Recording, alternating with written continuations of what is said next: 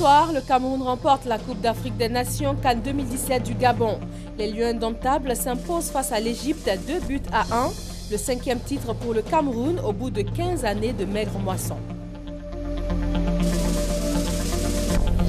En économie, Africa 2.0, un forum sur le leadership et le développement. Il est destiné à la jeunesse africaine. Abidjan a abrité son dernier forum itinérant avec des sujets comme l'agro-industrie et le leadership.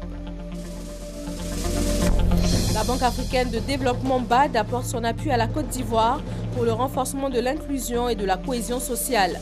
3,8 milliards de francs CFA pour la délimitation des territoires des villages.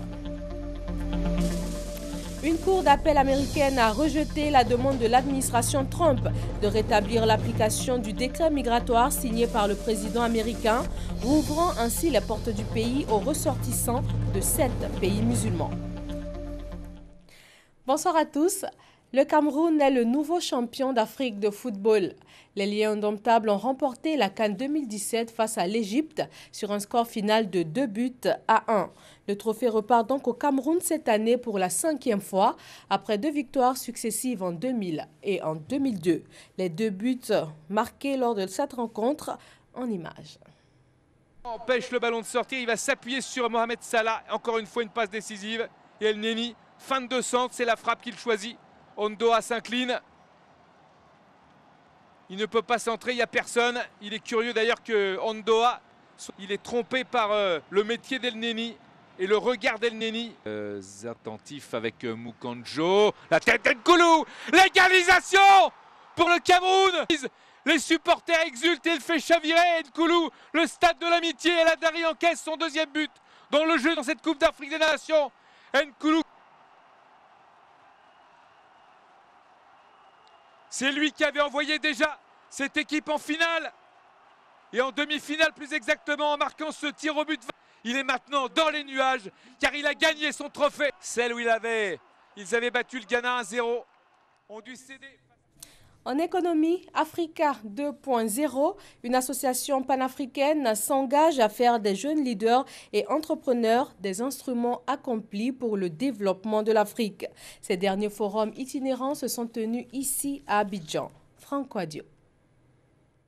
Penser l'Afrique par les Africains, cela passe par la connexion des énergies et des compétences. L'objectif de l'organisation Africa 2.0 qui œuvre à l'échelle continentale. Le rendez-vous d'Abidjan permettra aux jeunes entrepreneurs d'avenir d'entrer en contact avec des leaders accomplis et mieux s'imprégner de leurs expériences. Une société est généralement constituée de 5% qui sont portés, de 90% que la masse porte et de 5% d'élites ou de leaders qui portent le reste.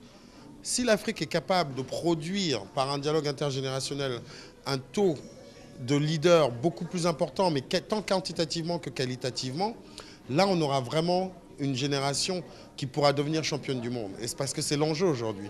Le moyen choisi, le mentoring, permettre à chaque jeune entrepreneur d'établir une relation de coaching avec des leaders accomplis, projet innovant, charisme pour des perspectives heureuses pour l'Afrique. On identifie que l'une des bases justement pour pouvoir accompagner cette nouvelle vision de l'Afrique, c'est de passer par la jeunesse et c'est de leur offrir de nouveaux chemins, de nouvelles possibilités. Et pour un continent qui se réalise, il faut une vision, celle par exemple de l'agro-industrie comme facteur de développement. Le ministre de l'Industrie et des Mines a parlé de l'exemple ivoirien. Il nous faut donc aller vers l'agro-industrie. On n'a pas le choix. C'est une obligation. Pourquoi? Parce que en transformant, en ayant de la valeur ajoutée, d'abord on crée de la richesse, on évite l'impact de la fluctuation des cours des matières premières. Avoir un accompagnement de nos autorités étatiques. Deuxièmement, nous avons besoin d'avoir des entrepreneurs qui sont stimulés et poussés non seulement par les facilités qui sont mises en place, mais également par des financements qui soient effectifs. Panel et présentation de start-up novatrices, entre autres, au programme. Prochaine étape d'Africa 2.0, le Kenya et le Sénégal. Dans le secteur des douanes, l'heure est au bilan sur les réformes de la modernisation. Une conférence publique a marqué la reprise des activités du réseau ivoirien des juristes d'affaires. Occasion pour les opérateurs économiques et les juristes d'affaires de comprendre la portée de ces réformes orchestrées par l'administration dans le secteur douanier. Perpétuque Pan et Sidonie Davila. L'administration des douanes s'engage depuis des années dans un processus de réforme et de modernisation. Cette modernisation de l'administration a permis un accroissement de 1,7 milliard en 2016. L'objectif à atteindre pour l'année 2017 environ 1,9 milliard. Pour faire comprendre la portée des réformes orchestrées par l'administration des douanes aux opérateurs économiques et aux juristes, une conférence sur le thème Bilan des réformes de l'administration des douanes est animé par le colonel Lucien Kaké. Au niveau de l'administration des douanes, il y a une pratique qui s'adapte aux normes internationales, que l'informatisation est devenue l'outil de travail, que nous travaillons pour la célérité des opérations et tout ça pour le bénéfice des clients. Chaque fois, il faut s'auto-évaluer, voir ce qui n'a pas marché, corriger ce qui n'a pas marché, réajuster et consolider les acquis. Chaque fois, il y a de nouvelles pratiques, c'est pourquoi nous voyons ailleurs. Malgré les performances de l'administration des douanes, quelques faiblesses persistent, notamment l'implication des cadres dans les différents programmes, la mobilité du personnel, la résistance au changement.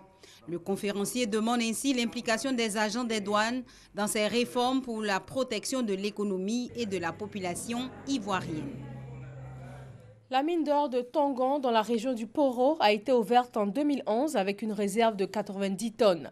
Et elle devait arrêter ses travaux en fin 2021. Mais de nouveaux gisements ont été découverts. La durée de vie du site se prolonge de 10 années. Soro Corona et Amadou Ouattara.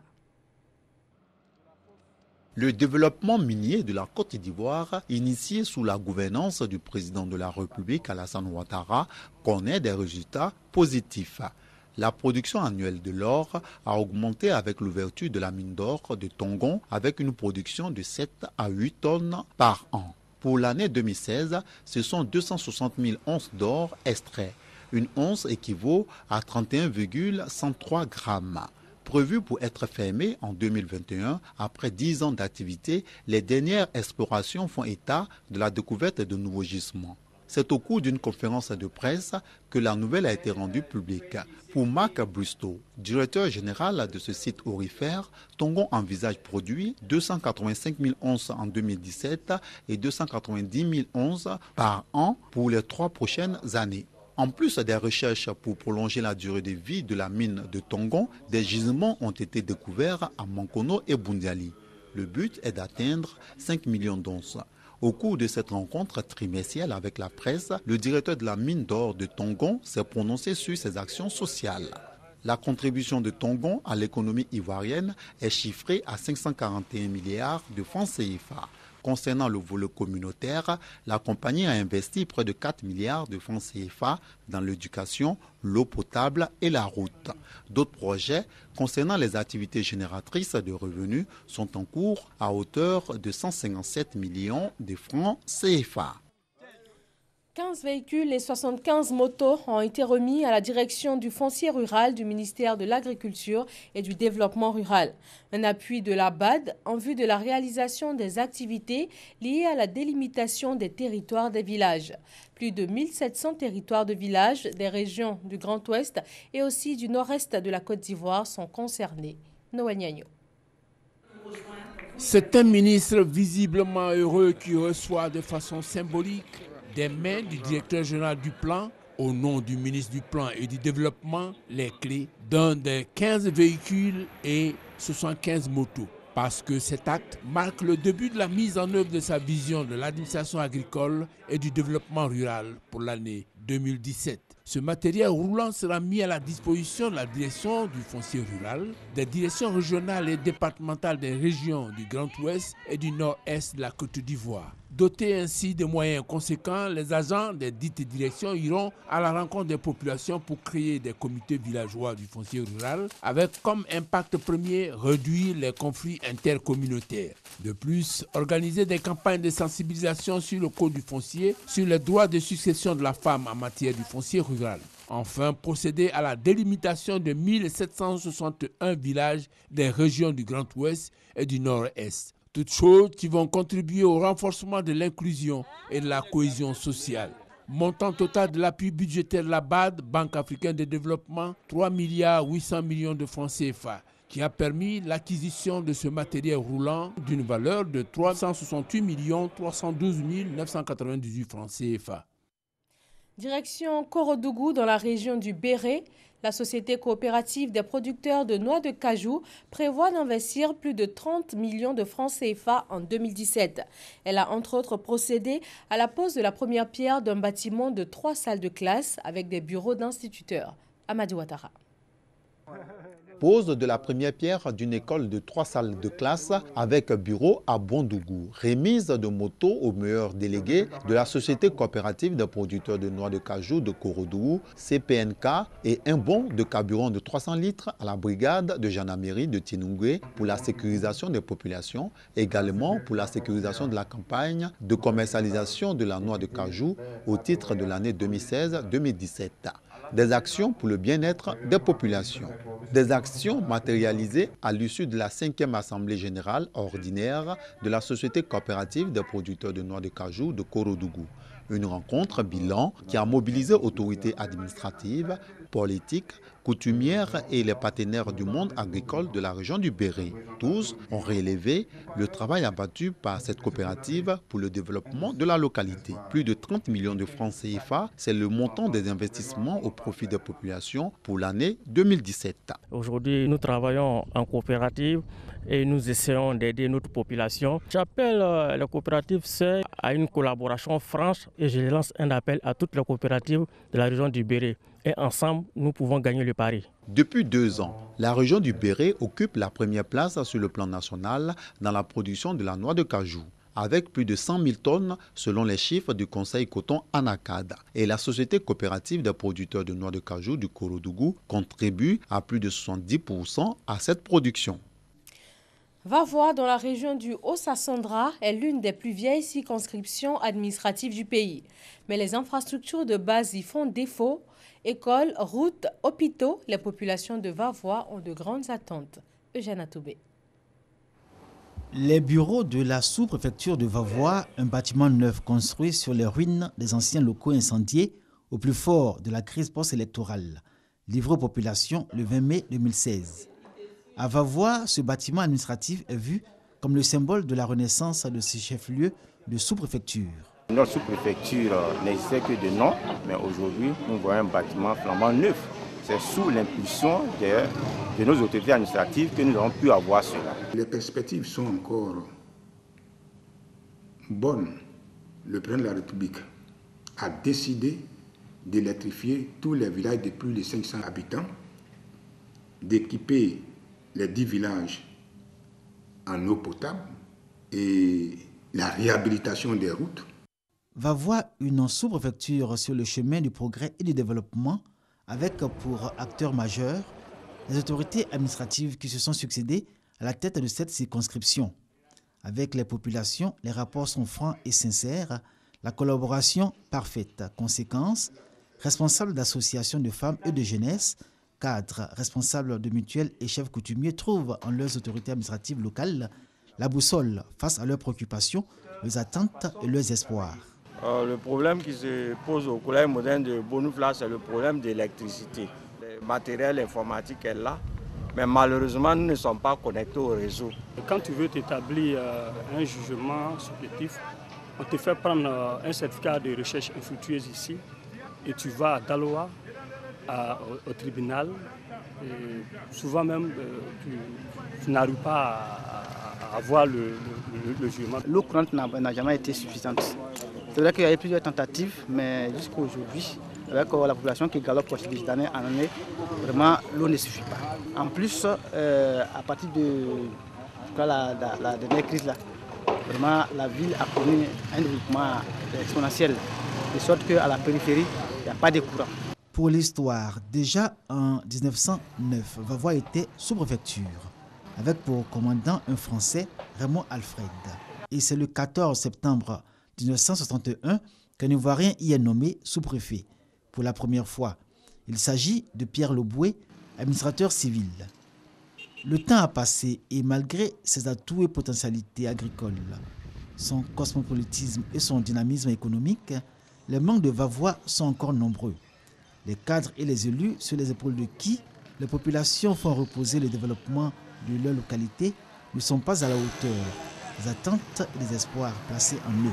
S'il y avait l'attente entre nos cadres, je crois que tout allait être au beau fixe. Nous les chefs, nous les prêts, surtout que Vavois regorge beaucoup de ressortissants CEDEAO. À travers nous les chefs, là, beaucoup de choses peuvent se faire. Les gros villages comme Bazaranatis, Ketrobassam, Danano, qui ont été érigés en sous-préfecture, mais malheureusement, par manque d'infrastructures pouvant accueillir le sous-préfet, ces sous-préfectures ne sont pas encore fonctionnelles. Nous demandons que les cadres aident l'État à réaliser les résidences des sous-préfets, les bureaux des sous-préfectures.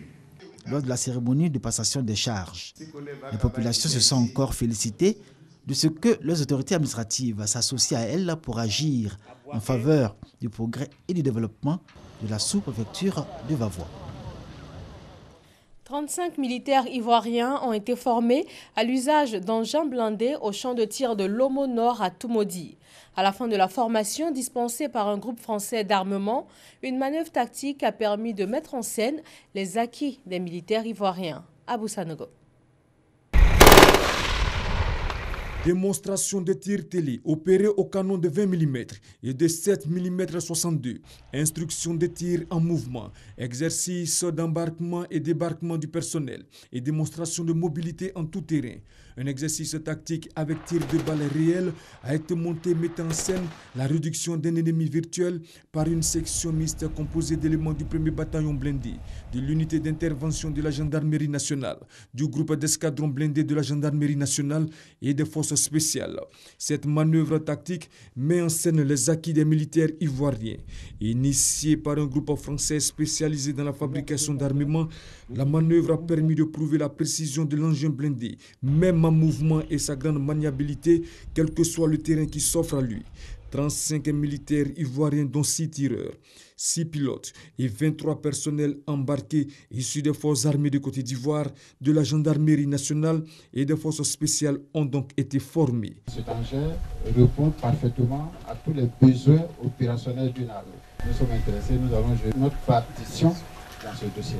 C'est donc un engin blindé de transport de troupes avec une puissance de feu de 7,62 à 40 mm.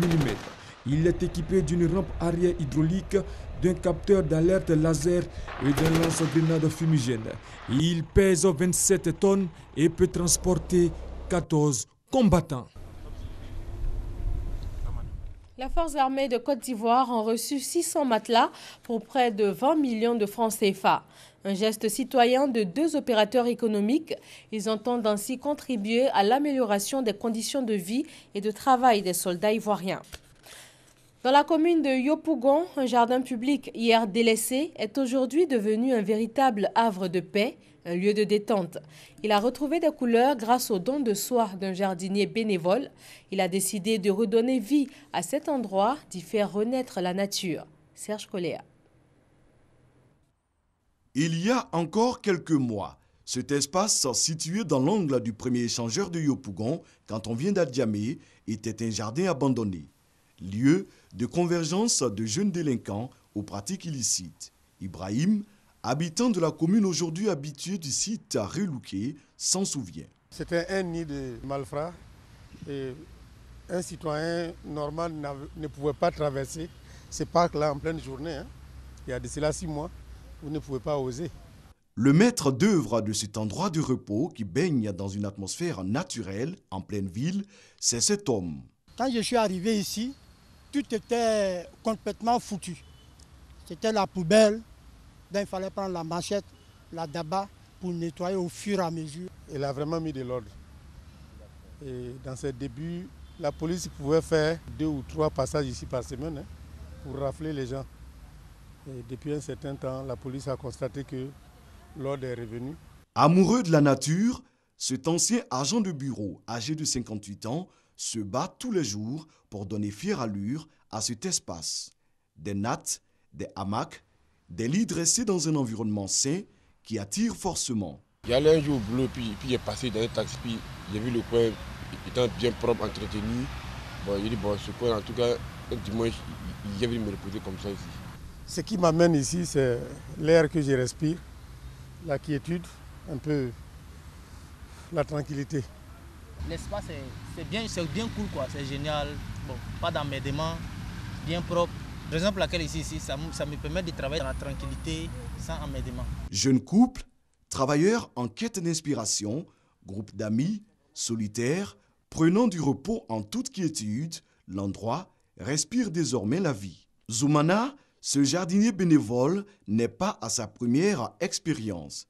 Il a déjà redonné des couleurs à un autre jardin en souffrance, celui du plateau, situé entre le palais de justice et le stade Félix Houphouët-Boigny. Pour lui, il faut réhabiliter les jardins d'Abidjan qui se meurent pour la plupart. Vous voyez un peu, presque les jardins, il y en a un peu partout à Abidjan. Il y en a dans toutes les communes. Mais les jardins sont mal entretenus, c'est même fréquenté par des fous. Je peux même dire que chaque jardin a un fou à Abidjan ici. Sans grands moyens, sans soutien, rien qu'avec un esprit imaginatif, l'homme contribue à agrémenter les moments de relaxation des visiteurs. Au jardin public du premier échangeur de Yopougon-Ndokwa, avec 500 francs CFA, le visiteur a droit à un lit, ou encore 200 francs CFA pour se prélasser dans un hamac toute la journée. De quoi ravir Ibrahim, qui, comme les autres, n'en demande pas mieux en cette journée dominicale. Direction Boaké pour la découverte d'un autre type d'endroit, les domiciles restaurants. Ce sont des habitations, mais qui offrent des services spécialisés dans la restauration des mets africains. Ils sont aujourd'hui environ une 60aine à opérer à Boaké et ils remportent un franc succès. Comment fonctionnent ces restaurants assez particuliers? Alain Soa. Vous vous croiriez simplement à domicile que non. Ces habitations font également office de lieux de restauration publique. On en dénombre la 60aine à Boaké, appelés restaurants africains à domicile, tous ou presque fonctionnant dans l'informel. La plupart de ces maquis travaillent sans documents, c'est-à-dire travaillent dans l'illégalité. Je pourrais dire qu'à Boaké, il y a un seul maquis qui a l'autorisation lui permettant d'ouvrir et d'exploiter. Sur les 60 que nous avons dénombrés. Midi dans ces restaurants africains à domicile, fonctionnaires et autres travailleurs au rendez-vous. Règne dans cet espace gastronomique une ambiance de rencontre et de partage. On se retrouve dans un cadre familial et puis il faut dire que bon, ces dames-là par moment cuisinent bien. Voilà, donc c'est pourquoi on vient prendre le déjeuner. Quand je viens ici, c'est comme si je suis chez moi à la maison. Donc ici, tout est bien fait. Côté tenancier des restaurants africains à domicile, l'érection des habitats à maquis s'explique. C'est un commerce comme tout autre dont les retombées financières sont destinées à l'amortissement des charges familiales. Ça marche très bien. Par jour, on peut avoir 60 clients à 80 clients. Pour le moment, ça me permet un peu de nourrir mes enfants. Oh, à l'époque, moi je faisais des chiffres d'affaires. Ça marchait beaucoup. Mais compte tenu de la crise successive qu'on a connue, vraiment, il faut dire que je suis à reculons.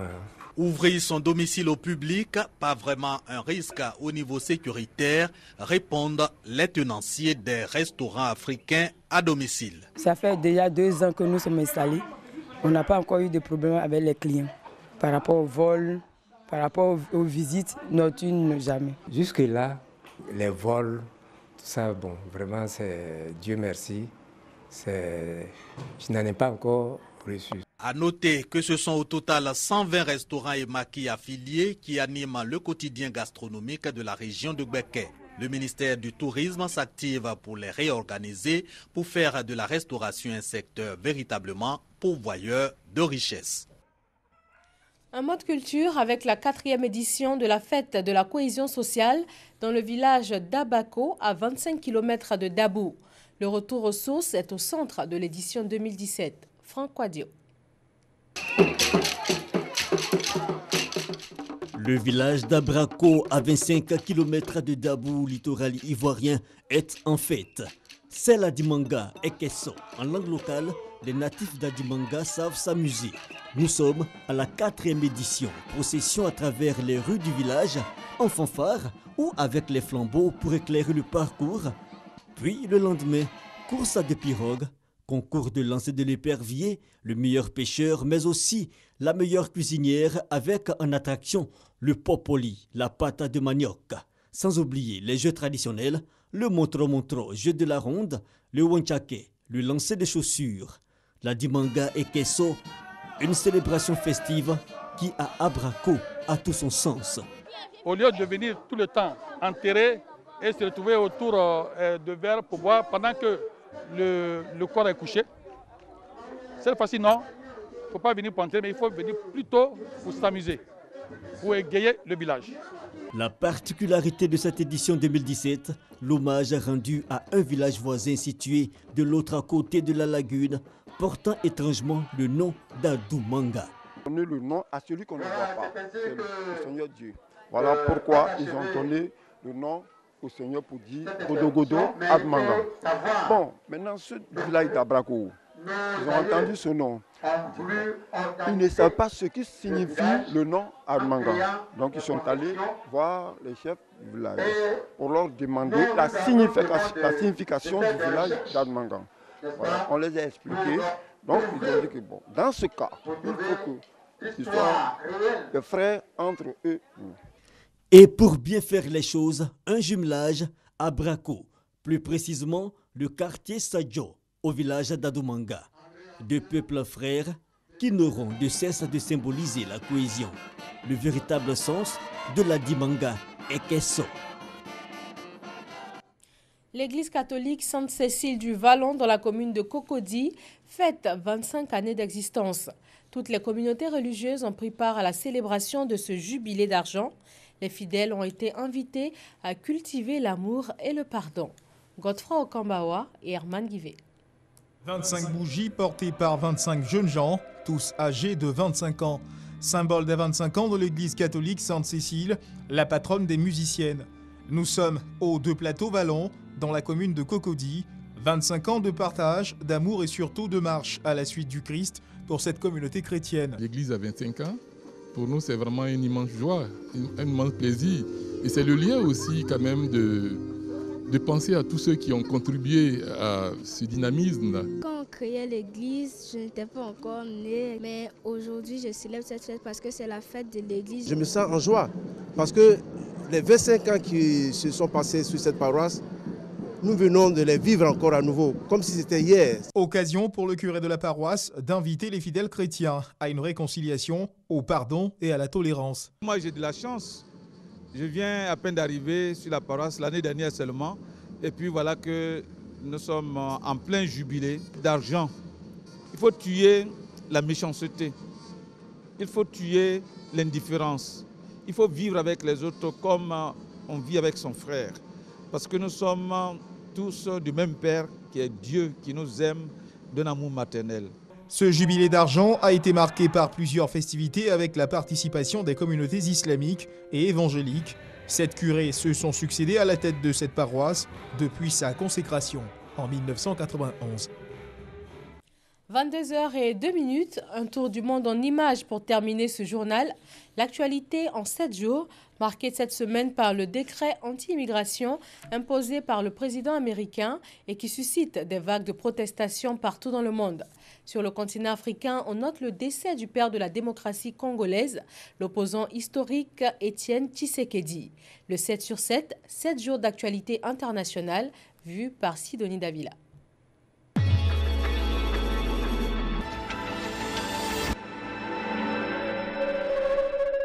Le président américain Donald Trump a limogé la ministre de la Justice par intérim Sally Yates qui refusait l'application de son décret limitant l'immigration. Le décret migratoire suscite depuis une semaine l'indignation à travers le monde, provoquant des manifestations gigantesques. Aux grandes dames de la Maison-Blanche, un juge fédéral a bloqué temporairement le décret, engageant ainsi un bras de fer entre Donald Trump et la justice américaine.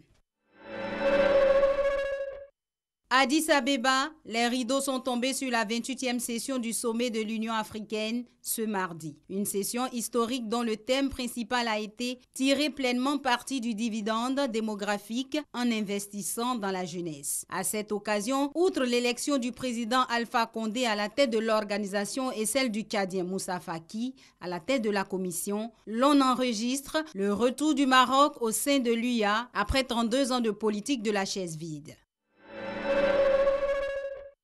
L'opposant historique congolais Étienne Tshisekedi a tiré sa révérence dans la capitale belge mercredi à l'âge de 84 ans. Son décès est survenu 8 jours après avoir quitté le Congo en pleine négociation sur la mise en place d'une transition politique destinée à sortir pacifiquement de la crise provoquée par le maintien au pouvoir de Joseph Kabila. Pouvoir et opposition ont néanmoins mis de côté leurs différends pour saluer la mémoire du père de la démocratie congolaise. Au lendemain d'un vote historique au Parlement, le gouvernement britannique a publié jeudi sa stratégie sur le Brexit dans un livre blanc. Ce document de 77 pages confirme la volonté britannique de quitter non seulement l'Union européenne, mais aussi le marché unique et la juridiction de la Cour de justice de l'Union européenne. En France, le Carrousel du Louvre, un centre commercial proche du célèbre musée parisien, a été le théâtre vendredi matin d'une attaque à la machette sur une patrouille de l'opération Sentinelle. Au cri de Allah Akbar, l'homme s'est rué sur les militaires et en a même blessé un. Un deuxième soldat a riposté, touchant l'assaillant de 5 balles et le blessant grièvement. Selon les enquêteurs, l'auteur serait un Égyptien de 29 ans, arrivé récemment en France. Les autorités françaises, pour leur part, parlent d'une action terroriste.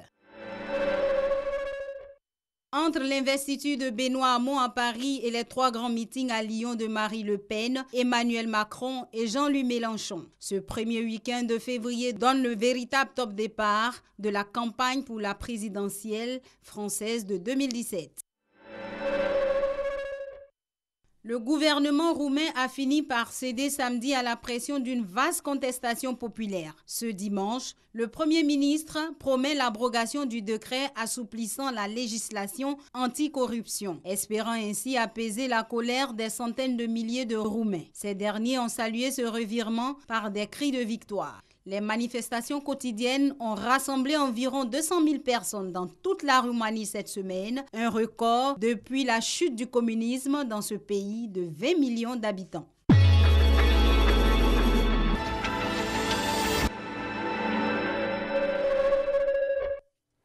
Et pour finir, des images de la remise du trophée de la CAN 2017.